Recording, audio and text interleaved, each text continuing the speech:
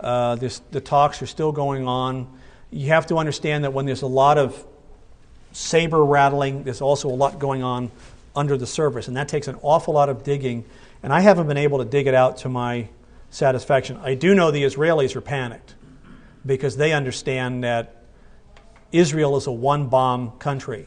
Right? One bomb takes care of the whole country, notably on Tel Aviv, not so much on Jerusalem. And what was the other part of the question? Oh, what is the implementation? Sorry.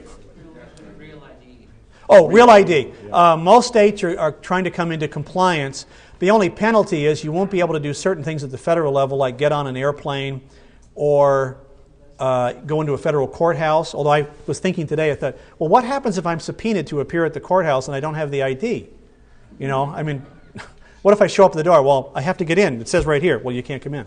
Oh, this should be good. However, if you're smart now, you all look smart, you should get your passports, because you can get on an airplane with a passport. My son is flying to a convention tomorrow, and I handed him his passport today, even though he has his driver's license. I said, put the passport somewhere else. If your wallet's stolen, you lose your driver's license, you can still get on the plane and come home with your passport. It's just a reality of life today. You should have one. So, but a lot of states there are a number of states that are rejecting it now.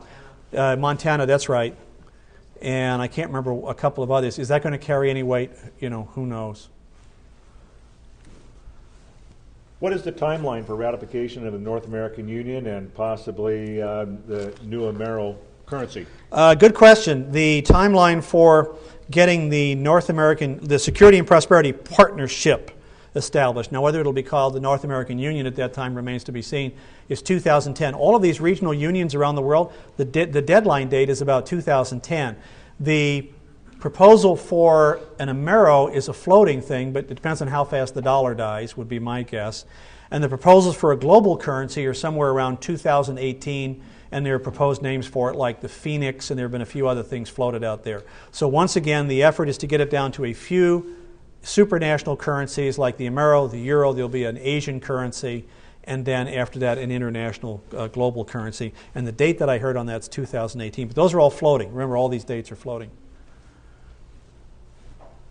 On a related issue, could you discuss the Security and Prosperity Partnership subcommittees? What areas are they working on? You know what, I honestly can't do that because I didn't come prepared to do it. I think there are close to 20 different committees.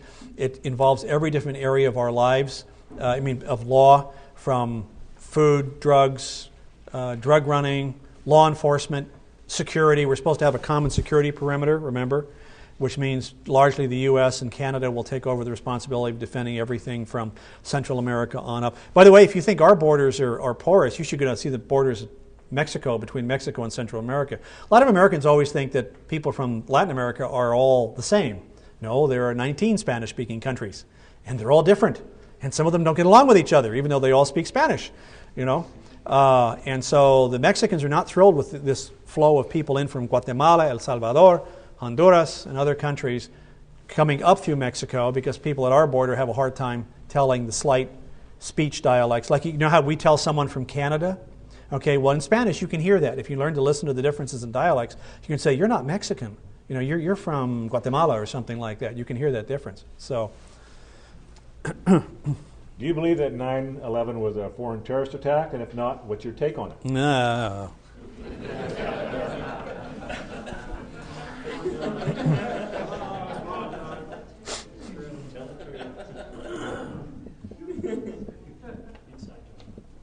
Have I told you about my dog Lodo? Do you know I have been avoiding this question like the plague? I know a number of people have covered it. I do believe it was a foreign terrorist attack. Yes, I know some people are saying that the buildings were demolished or that there was something more. It was a foreign terrorist attack. Was there foreknowledge? To a certain level, yes. There was enough intel and enough evidence of things that went on inside government that day that there was some foreknowledge. But who knew what is really hard to establish. And so what I've tried to do is I thought about this question and I agonized over it, because I get emails from listeners. Why aren't you covering this? Because Alex Jones is covering it and blah, blah, blah. And I'll email back, go listen to Alex Jones, you know. And I had to say, okay, what's my duty here? Is my duty to try to splay this open and look at it, or is my duty to actually try to stay 48 months out? And I finally made a decision. I'm going to stay 48 months out because in my mind that was more important than doing a post-mortem on 9/11. I said there are people doing it, and you saw the reaction it got during the presidential debates. By the way, Oklahoma City, there were, 20 affidavits that were signed by witnesses that saw another John Doe get out of the Ryder truck with McVeigh the morning of the bombing, and it was not Terry Nichols, and it was a Middle Eastern-looking type, and the FBI still won't release the security tapes. There were 16 cameras? I can't remember the exact count. Up and down the street, all rolling, up to and the very moment of the explosion. They would tell you very clearly what happened. They won't release those tapes. Like I always say, if there's nothing to hide, why are you trying so hard to hide nothing? And we know that there was an APB that went out looking for Middle Eastern types right after that. The evidence is sort of there that McVeigh and Nichols were lily whites, because we know that Nichols was involved with Abu Sayyaf in the Philippines and in the training. And I really think what happened is, and Dr. Laurie Milroy supports his position. She was President Clinton's advisor on Iraq at the time. And she and I had numerous conversations during the 90s. And she maintained that Saddam Hussein was involved in this and some of the other countries that were there. So the odds are Oklahoma City really was a terrorist event from the Middle East with a layer. There really is terrorism. I mean, you can't say that it isn't, but it doesn't also mean that there aren't other factors. You know, people argue these things in left versus right or black versus white positions, and I say you've got to stop seeing things that way. Things happen in multiple dimensions at multiple layers. There are multiple issues involved in this. All right, you can't just see them in these simplistic manners. And so, anyway, but I just avoid 911, and I've avoided putting my, huh? You totally avoided it. I did, yeah. Well, I'm not trying to spin. I'm just telling you I don't want to deal with it. You know, I mean, rather than talk around it. But hey, you know what they train you to do in radio? Talk when you have nothing to say, right? That was a long way of saying no comment. To the newly initiated into the deeper issues of government, what are the top 3 and issues we should research or focus on, and books we should read or materials we should study? Boy. The top issues are the ones that I outlined tonight in my heart. That's what I do in my own mind. The issue is the Constitution. Is the Republic going to survive? We may survive as a country. We may not be a free country because we're marching in parallels that parallel Nazi Germany very closely. Remember when things all fall apart, it's like an avalanche. You know, you have layers of snow building up on the mountaintop. And all of a sudden, some little piece of energy, some little event somewhere triggers it, and then everything falls apart. Nazi Germany was a legal event. Remember that. Hitler came to power legally. It had been brewing for a decade, but it was all triggered by a little event called the Reichstag fire.